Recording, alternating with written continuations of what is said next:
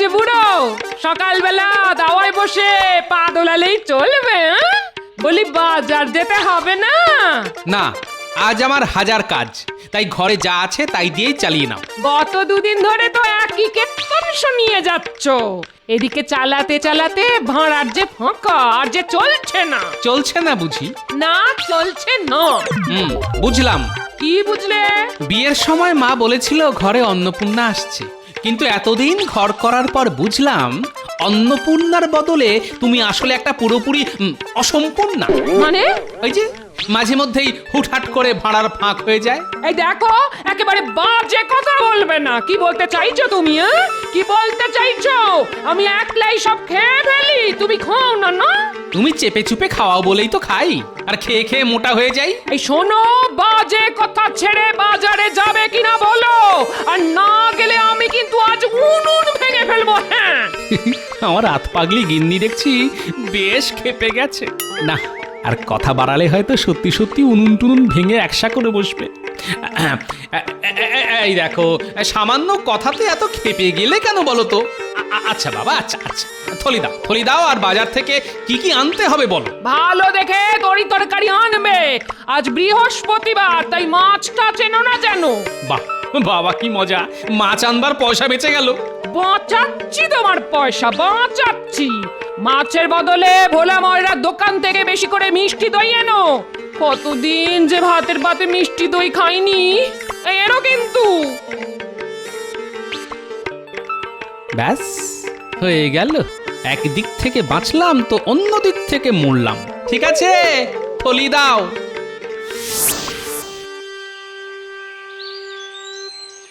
এই যে ভোলা, ভালো দেখে আতসের মিষ্টি দই দাও দেখি। বাড়িতে কুটুম এসেছে বুঝি? হ্যাঁ, একরকম কুটুমই বলতে পারো। আমার গিন্নি আজ দই খেতে চেয়েছে। হ্যাঁ, গিন্নি আবার ওই কুটুম হলো কবে থেকে গো? বারে, কুটুম নয়, আমাদের সকলের জীবনে সব থেকে বড় কুটুম তো ওই শ্বশুরের মেয়ে। পান থেকে চুন খসলেই তো একেবারে রে রে করে ধেয়ে আসবে। হ্যাঁ, আর হর্ষ, আমার গিন্নি, হ্যাঁ আমার গিন্নি তো ওই তীর্থে যাবার বায়না ধরে বসে আছে। হ্যাঁ, আর না নিয়ে গেলে সে নাকি ঘর সংসার ছেড়ে বাপের বাড়ি চলে যাবে। তাই ওই মনটা একটু খারাপ। হ্যাঁ, কি করব ঠিক করে উঠতে পারছি না তো। এতে আর ঠিক না করার কি আছে? শোনো, প্রথম বয়সে জননী আর মধ্য বয়সে ঘরণী, এদের মন জোগাতে না পারলে কিন্তু কপালে অশেষ দুঃখ জোটে। আসলে দুজনেই তো রেধে বেড়ে খাওয়ায়। এই দেখো না, গিন্নি মুখ থেকে কথা খসালো কি না খসালো, আমি অমনি দৌড়ে দই কিনতে চলে এলাম। দেখো গোপাল, দই কেনা আর ওই তীর্থে যাওয়া কিন্তু এক কথা নয়। হ্যাঁ, কেন নয়? দই কিনতেও পয়সা লাগে, আর তীর্থে যেতেও পয়সা লাগে। আরে ওই পয়সা কড়ি নিয়েই তো সমস্যা। কেন, তোমার কি পয়সা নেই? আছে তো, হ্যাঁ আছে। মা লক্ষ্মীর কৃপায় ঘরে যথেষ্টই আছে। তাহলে আমি তীর্থে গেলে ঘরে রাখা ওই পয়সা কড়ির কি হবে? কি হবে? হ্যাঁ, আমাদের না থাকার সুযোগে চোর এসে যদি সর্বস্ব চুরি করে নিয়ে চলে যায়, তখন কি হবে? হ্যাঁ হ্যাঁ, সেটা একটা সমস্যা বটে। তাহলে এক কাজ করো, বিশ্বাসী কারো কাছে পয়সা করে গচ্ছিত রেখে দিয়ে যাও। কথাটা খুব একটা ওই মন্দ বলনি। হ্যাঁ ঠিক আছে, তাহলে একটু ভেবেই দেখি। হ্যাঁ হ্যাঁ, ভেবে দেখো, আর আমার দইটা চটপট দিয়ে দাও। আজ আবার তাড়াতাড়ি রাজসভায় যেতে হবে, বুঝলে? আর হ্যাঁ, আমার নাতনি আর নাতিদের জন্য 5টা বড় দেখে রসগোল্লা দিও তো। হ্যাঁ হ্যাঁ হ্যাঁ, দিচ্ছি।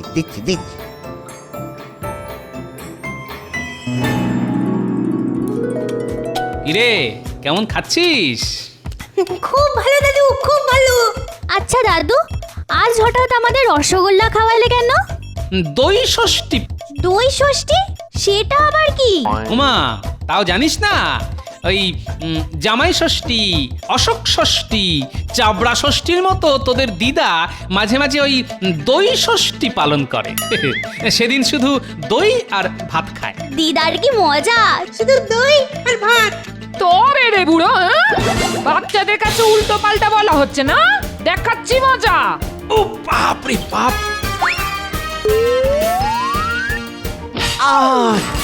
ভোলা ভোলা ময়রা এসে পড়লো বলে বুড়ো আজ খুব জোর বেঁচে গেল। হ্যাঁ, কি ব্যাপার ভোলা?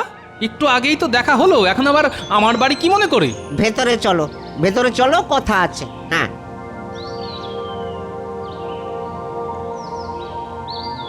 এই তোরা এখন বাড়ি যা, বুঝলি? ভোলা দাদু, তোমার রসগোল্লা খুব ভালো ছিল, কিন্তু আমাদের দাদু তো কিপটে, তাই একটার বেশি আনেনি। আরে ঠিক আছে, দোকানে আসিস। হ্যাঁ, আর একটা করে খাইয়ে দেবো, যা। কি মজা কি মজা। এসো এসো এসো, ঘরে এসো।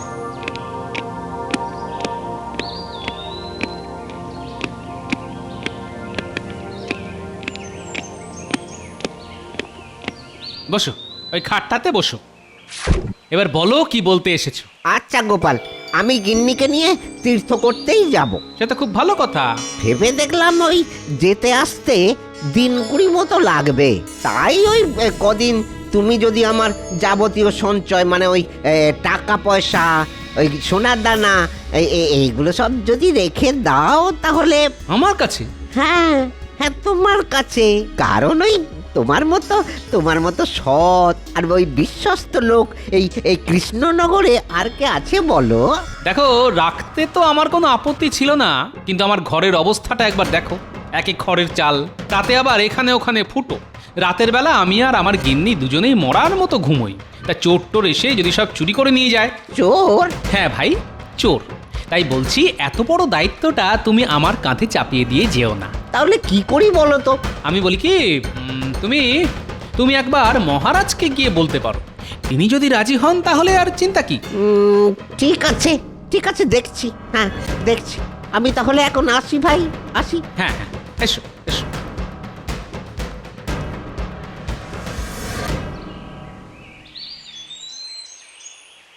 আরে ভোলা, রাজবাড়িতে কি ব্যাপার?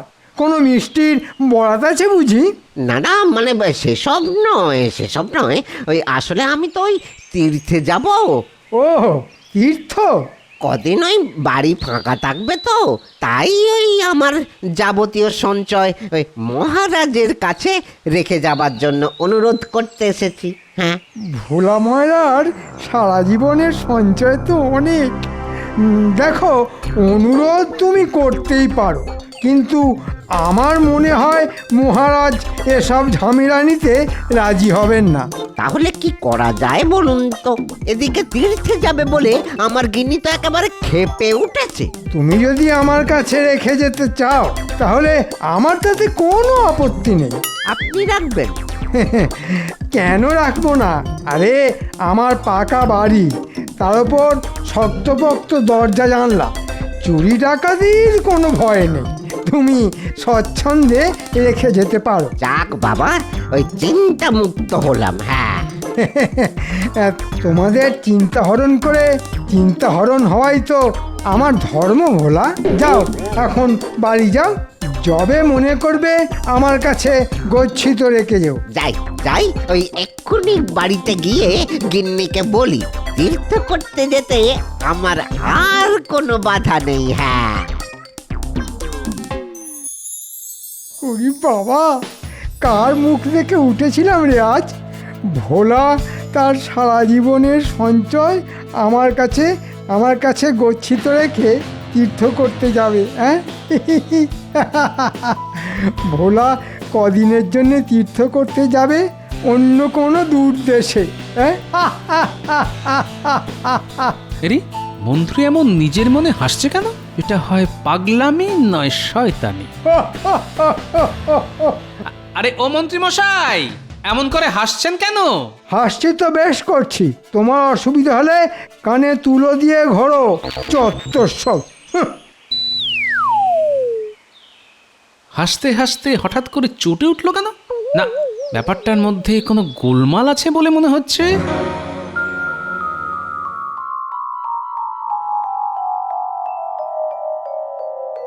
গিন্নি, আরে ও গিন্নি, কোথায় গেলে গো?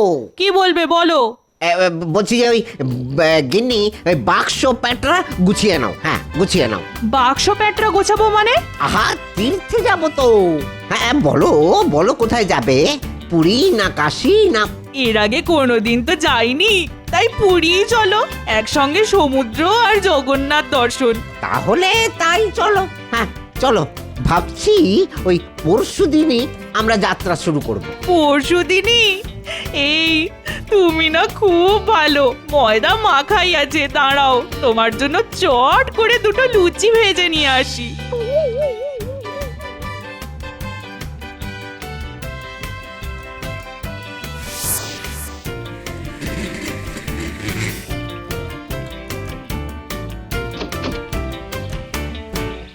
এবার আমার সব সঞ্চয় ওই এক জায়গায় করে কালকের মধ্যেই মন্ত্রী মশাই বাড়ি রেখে আসতে হবে। হ্যাঁ।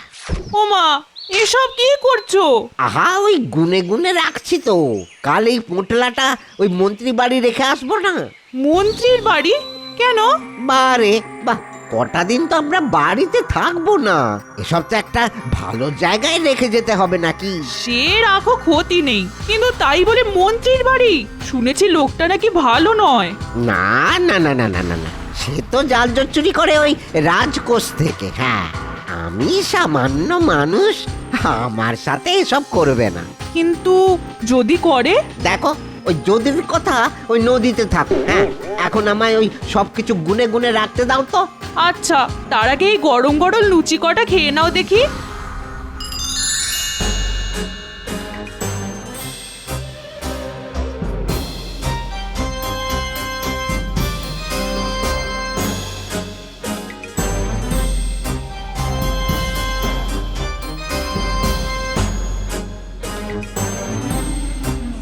রে, এই সকালবেলা পোটলা হাতে ভোলা চললো কোথায়?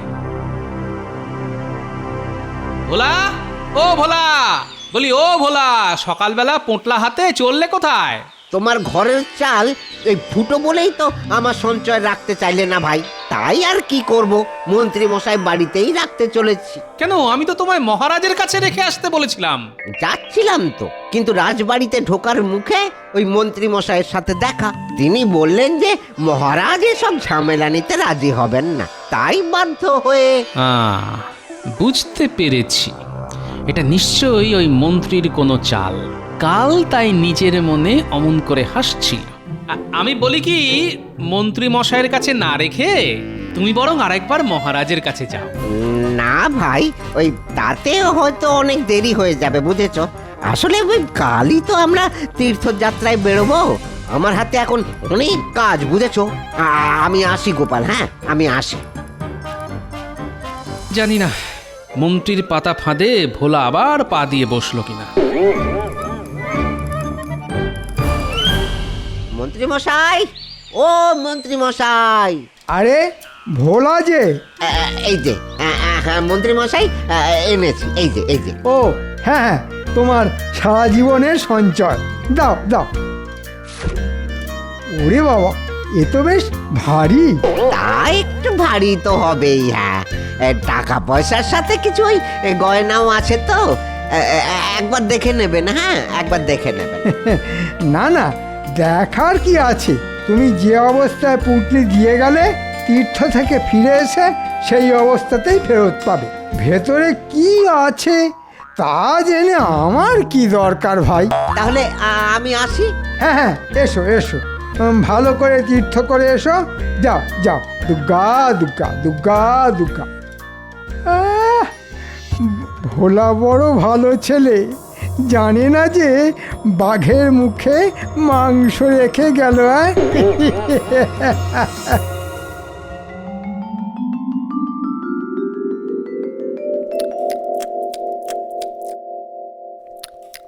আজ আজ 20 দিন হয়ে গেল ভোলা তীর্থ ভ্রমণে গেছে, কবে ফিরবে কে জানে। গোপাল, গোপাল, এই, ও গোপাল, গোপাল আমার সর্বনাশ হয়ে গেছে, গোপাল আমার সর্বনাশ হয়ে গেছে। কেন, কি হয়েছে?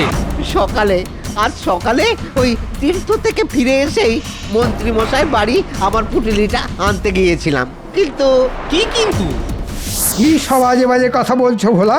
তুমি তুমি আবার কবে আমার কাছে টাকা পয়সা রেখে গিয়েছিলে? হ্যাঁ, কি বলছেন? হ্যাঁ, কি বলছেন? কি পুরী যাবার আগের দিন আপনার কাছে রেখে গেলাম না? আপনি গাল ফুলিয়ে বললেন আমি যে অবস্থায় পুটলি দিয়ে যাচ্ছি তীর্থ থেকে ফিরে এসে সেই অবস্থাতেই ফেরত পাবো। আমি এসব কথা বলতেই পারি না। হ্যাঁ, আরে আপনি বলেছিলেন তো। তাই নাকি? তা আমি যে তোমার কাছ থেকে পুঁটলি নিয়েছি এসব কথা বলেছি সেটা প্রমাণ করতে পারবে? সাক্ষী আছে কোনো? সাক্ষী? না, তা তো নেই। তাহলে মানে কেটে পড়ো। এভাবে আমার মানহানি করার চেষ্টা করলে পেয়াদা এনে তোমায় কারাগারে পুড়ে দেব। মনে রেখো, আমি এ রাজ্যের মন্ত্রী, আমার হাত কিন্তু অনেক লম্বা। যাও, দূর হয়ে যাও আমার সামনে থেকে। সবই বুঝলাম, আর এই ভয়টাই আমি পেয়েছিলাম। আমার এখন কি হবে গোপাল? হ্যাঁ, আমার এখন কি হবে? সর্বস্ব তো চলে গেল, দোকান খোলার মূলধনটাই তো আমার কাছে আর নেই। চলো তো আমার সঙ্গে। কোথায়? মহারাজের কাছে।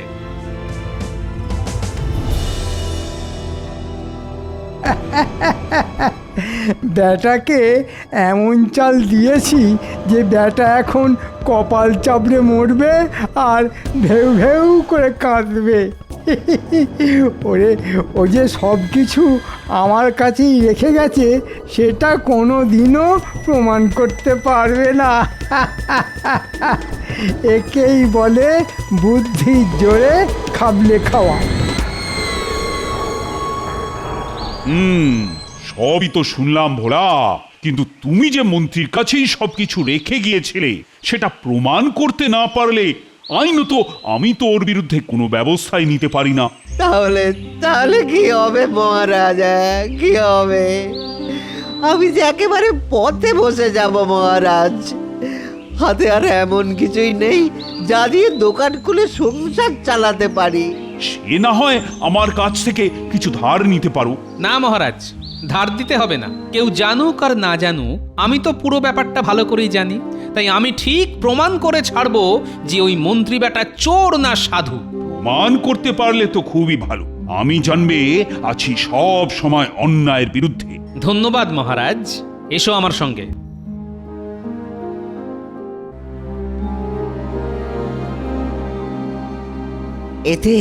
এতে হবে বলছো? হবে না মানে? হতেই হবে। আসলে মন্ত্রী মশাইয়ের মাথাটা শয়তানিতে ভরা হলেও ঘটে ঘিলু বলতে কিছু নেই। আমাদের পাতা ফাঁদে ধরা ওকে পড়তেই হবে। যাও, এখন দোকানে গিয়ে বসো, আমি একটু পরে ওখানে আসছি। তারপর শুরু হবে আসল খেলা।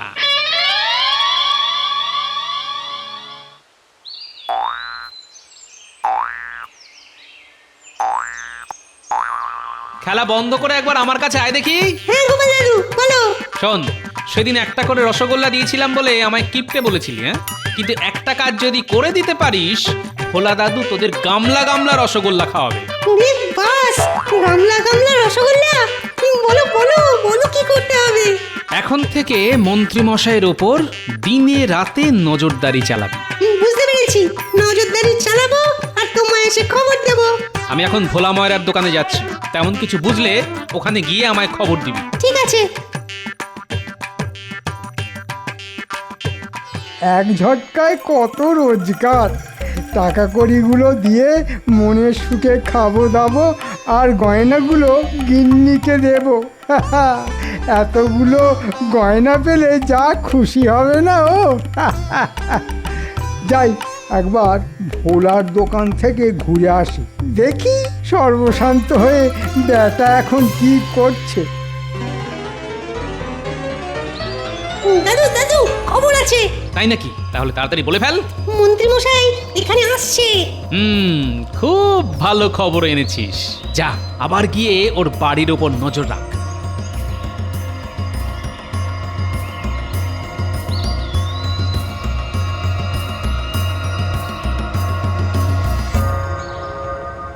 ঠিক আছে, হ্যাঁ ঠিক আছে।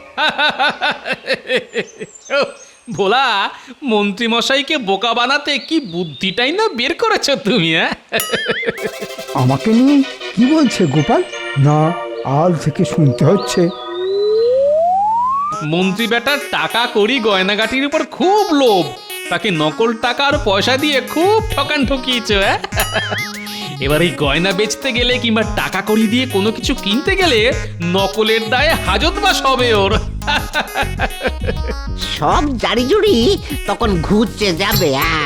আমার কাছে বিনা পয়সায় মিষ্টি খাওয়ার ফল হাতে নাতে পাবে। হ্যাঁ, কি শুনছি নকুলের দায় আমাকে ফাঁসানোর চেষ্টা? না না, এক্ষুনি বাড়ি গিয়ে ওই পোঁতলা ফেলে দিতে হবে। দেখো মন্ত্রী ছুটলো বাড়ির দিকে। চলো ভোলা, মহারাজকে নিয়ে আমরাও তাড়াতাড়ি ওখানে যাই।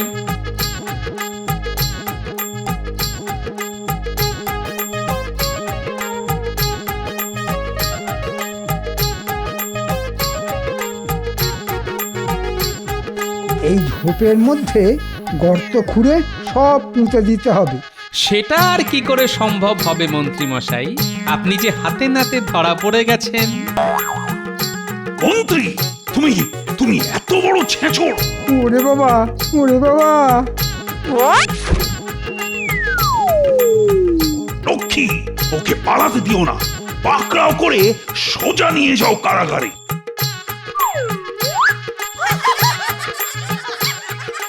সত্যি সত্যি গোপাল, এই যে আজ আজ তোমার বুদ্ধির জোরে আমার সব কিছু রক্ষা পেল। তার সঙ্গে আমার নাতিরাও আছে। ওরা যদি গুপ্তচরের কাজটা না করতো, ওদের ওদের পেট পুরে রসগোল্লা খাওয়াবো। কি মজা, কি মজা! আর আমি কি বাদ যাব নাকি? কতদিন যে তোমার দোকানের রসগোল্লা খাইনি, তাই সকলে মিলে পেট পুরে রসগোল্লা।